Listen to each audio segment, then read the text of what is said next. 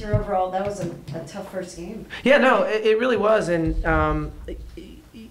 I have been on high alert for the last week after I got a look at them in film, especially watching film 2 and 3 years ago and seeing Demings and how talented she was, and then knowing also Hayes, which is, they didn't have her last year either, and so there were 2 really threatening players that didn't play for them last year. So getting our team prepared for this game was difficult because it was just hard to know exactly what they would run and what they would do. So this is without question the toughest first game I've ever had at Miami, and that's a total and complete compliment to Wright State. We had to do January adjustments to win this basketball game. These are adjustments I usually don't get to till January, till we're in the ACC, and I even called the play in the last 2 minutes. We don't have in yet, and they all just stared at me. I'm like, oh my bad, we don't have that one in yet, and I had to check down to a different play. But Jessica looked at me like, what? And I was like, oh, sorry. It felt like January. It really did. I was like, of course you two and the 2 Dutch kids know this play, don't you? So that was kind of crazy, but it was needed. I mean, everything was necessary in a total team victory, and 100% compliments to Wright State. What can you say about the start of the game? They came out firing. You had to call an early timeout. Right. Well, so that early timeout, I think the kids expected me to kind of come at them with the fire and brimstone, but I was like, we're fine, and I totally expected this. I wanted them to not see any panic by me. I totally expected them to come out the gates on fire. They're excited. They're pumped up. They're at an ACC game. I mean, the crowd affects them too. You could see in their warm-ups they had a pep in their step, and Demings has got a lot to prove. And I have a feeling she knows I'm on the All-American committee or something because she was really showing off. But I knew that was coming, and it was a matter of I really gambled, okay, as a coach, and I trust my team and I trusted my depth. But a team that's hitting shots, you don't press them, right? But I went after them, and I said, we'll see if they can keep up this pace, and we'll see if they can hit the same shots in a different rhythm. So it was a real risk, and it paid off. And somebody like Kiki Harris came in and just allowed us to do that and had unbelievable important minutes in that game early on. But that's why I love my depth. I mean, and we don't really have a bench. I mean, we have, I think, 10 capable starters, and they all kind of did their roles tonight. You talk about the crowd. It was actually the largest crowd ever. That's so great, and it was the largest and the loudest for sure. I did look up and see the poster of Mesa. I did see that. I must admit, it was like we were down like 17-6. I look up and I see this big blonde face, and I was like, all right, we're good. So it was awesome, and we needed it, and that there's a certain to remind yourself of the joy and the passion and the love of the game that we all play with. And I thought 2 teams just played their guts out. And I hope those kids enjoyed it. There's sure a lot of buckets to cheer for. My God, that's a lot of points for a first game.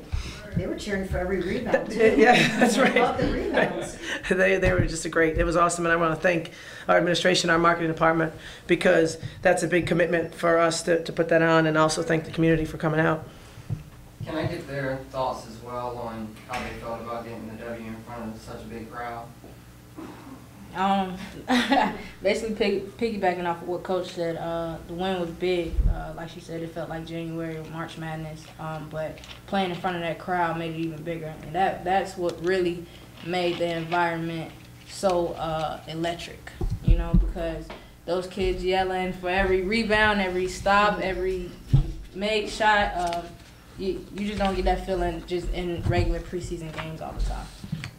In my opinion, I think the crowd and the team helped us get our groove back. After the beginning, how we started slow, the bench, like, it's okay, it's all right. Coach, everyone said it's all right. We start off a little slow, and then just keep playing, play your game, and we'll get through this. And that's what happened. Jessica, can you talk about Kim Demings and, she really is everything that they said she would be.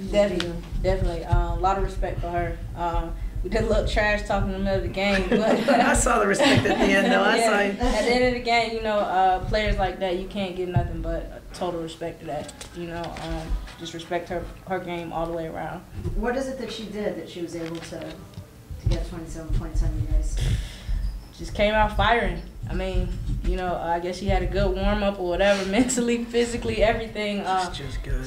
She's really good. She's really good. Came out making a lot of shots, and it doesn't even look like she took 22 shots because she made most of them. All you remember is the makes. So We had a plan in place to kind of defend her, but it was one of those deals where we didn't want to show it too soon because they have a great coach on their sideline as well. And it was one of those where, you know, our word of the day was patience, and we were trying, and I needed to be very patient because as she was filling up buckets, we still had the lead, so it was like, okay, don't show it, don't show it, don't show it. And then at the end, the last about 6 minutes, we showed it. And I think we got 5 stops in a row and went on that 13-0 run. And so it really, because the whole team, we were saying 3.5 have to guard her the whole game. The one person on her and half of everybody else. And that we really were committed to her, and she was still filling it up. Coach Jessica had 4 points at the half, and then she comes out in Yeah. the third and scores 13. Mhm. What can you say about that? I love it. That's how we wrote on the board, JT 13, what does that mean? And nobody knew. I was like, that's what she had in the third quarter, y'all. That's 52 for the game. Jessica and Mott, you know, at halftime, had they been freshmen, I would have been worried, okay? But they've played a ton of big-time games, and the first half, they just flushed it down the toilet. I mean, we talked about it. Just flush it and get back out there, and let's go, because I can't coach without them. I don't know what to do without those two performing, and that is going to be what I'm not expecting. And what you're going to do next in this halftime is what we've expected and seen their whole careers here. And so that mental change, that shift, the experience that they've had, the big-time games that we played in March last year, those came out in the second half. I mean, they looked at me like, you got nothing to worry about, Coach. I got you. And so I felt like we were gonna pull away. But on the side note, you know, this is kind of the security blanket here. I mean, boy, did we go to her in clutch moments, and everybody knew it. I mean, there was nothing to talk about. We knew we were going to move the ball, work the ball, whether it was early or late. Key was going to get a touch every possession down the stretch there. And for someone who hasn't played in a year, we talking about Demings. I mean, this was a big-time performance for Key, too. And so I just said, welcome back. I gave her a big hug and said, welcome back.